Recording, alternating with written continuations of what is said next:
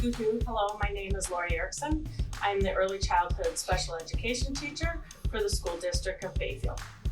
And my name is Kathy Hinson. I also work at Bayfield School. I'm a paraprofessional in early childhood special education. Kathy and I have two topics that we wanted to share with you today.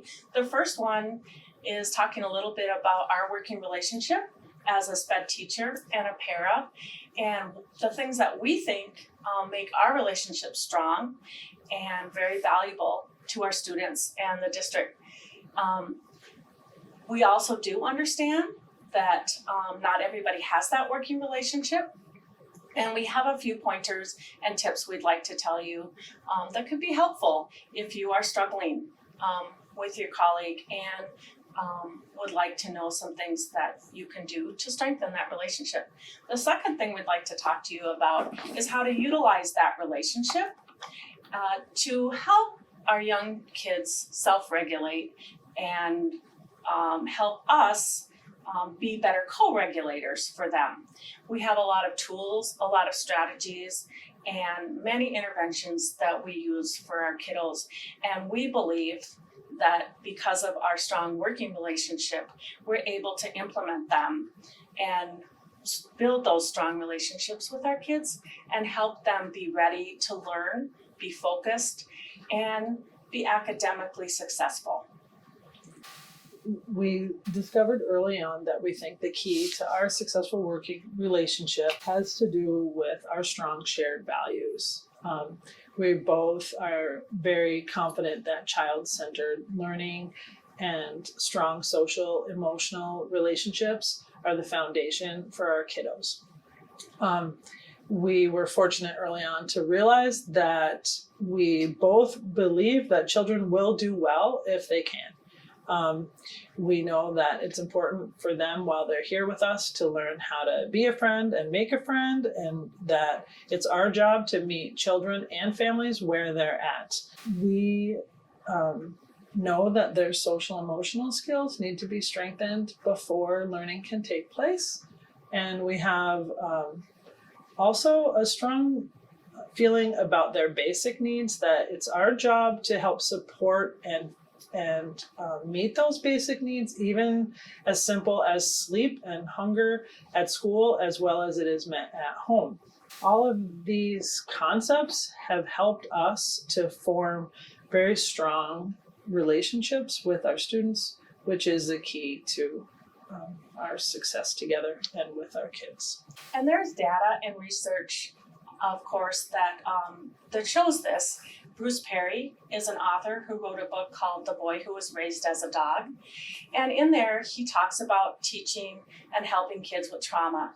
And he states that the more relationships, adult healthy relationships that kids have, the better off they will become to be resilient and to move past that trauma. So we both value that and have found that to be essential in our relationship building. So if you find, as we said, that you're in a relationship with your colleague, with your paraprofessional that isn't as strong as you would like, we have some tips and things that you can do to strengthen that. One really important detail is, of course, to always start from a place of mutual respect and understanding with your coworkers. Absolutely. And recognizing that style and difference aren't necessarily value differences is important. Really important is to fight hard for some planning and collaboration time. It's easy to get so caught up in your busy days that you don't have the time to make a plan together and work together. So really seek that collaboration time. And presenting as a unified team is very important. It's especially important for the student to see that. So when you're working in the classroom with that student, you want to leave those differences behind, and you want to show that you're a team, you agree, and you value each other. Is very important. It helps to recognize all the resources that are in your building. Sometimes asking for assistance or perspective from other coworkers can be helpful. Kathy and I have found that making time for fun isn't always very easy, but can be very beneficial. We like to collaborate together to do fun activities for our children. And we also like to find ways to display the kids that we work with, their artwork, their academic tasks. That's fun for us and brings us joy. So it's very important to know that when you are joyful, you're going to pass that on to your students. Part of having fun together and with our students, sometimes it means sort of letting go of the clock. There are times when one of us might be very engaged in a play activity with a student or any kind of activity. And I know in my experience, there's been times when I'm on the floor playing with someone and Lori can see that we're at a really important point in our play and that it would be beneficial and satisfying to be able to continue whatever it is we're doing. So she will make that phone call to a classroom teacher and say, hey, we need that kiddo a little bit longer, or call where I'm supposed to be going next and say she's going to be a few minutes late because what we're doing right now in this moment is very important to complete. And so that takes some flexibility, but it's worthwhile. Absolutely. Defining specific roles and responsibilities is also a key element. And Kathy and I have worked hard to do that, and I think it's essential to a good, healthy working relationship. Making the time to do that, as we stated earlier, isn't always easy, but is essential. It's important as the teacher to take an interest in your colleague.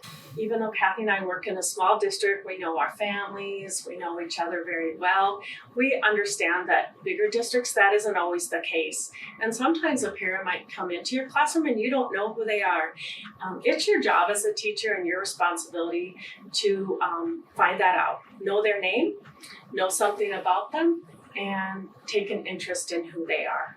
Another thing that we feel is pretty important in that teacher-para relationship is to go ahead and give plenty of responsibility to the para, but not too much. It's important to find that balance.